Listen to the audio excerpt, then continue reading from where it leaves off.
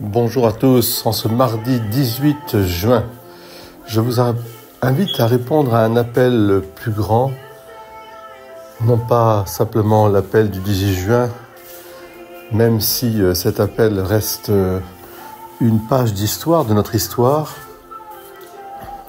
mais à l'appel que le Seigneur nous donne, un appel exigeant et qui nous semble d'ailleurs au-dessus de nos forces.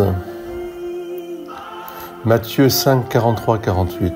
En ce temps-là, Jésus disait à ses disciples, vous avez appris qu'il a été dit, tu aimeras ton prochain et tu haïras ton ennemi. Eh bien, moi je vous dis, aimez vos ennemis et priez pour ceux qui vous persécutent.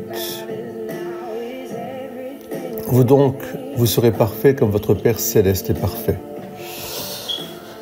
Nous poursuivons ce bouleversement, ce renversement que le Seigneur nous propose et qui dépasse totalement l'entendement et nos forces.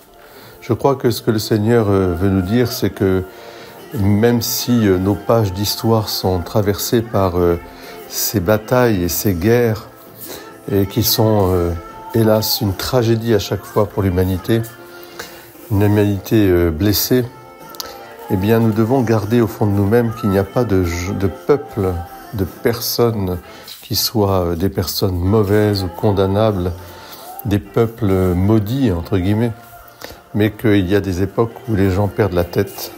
C'est ce que nous voyons encore aujourd'hui, et qu'il faut considérer ceux qui se font la guerre, non pas comme nos ennemis, mais comme prier pour eux, pour que le Seigneur pour qu'ils se convertissent aussi. Ne pas avoir d'acception de personne, surtout de peuple.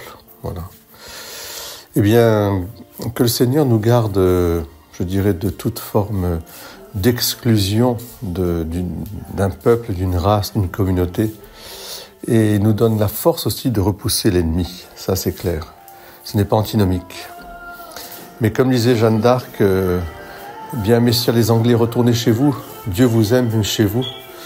Et disait-elle aussi devant les murs aussi avant l'assaut, elle disait aux soldats français comme aux soldats anglais, eh bien certains d'entre vous, vous allez peut-être mourir aujourd'hui. Recommandez votre âme à Dieu, confessez-vous, recevez la communion.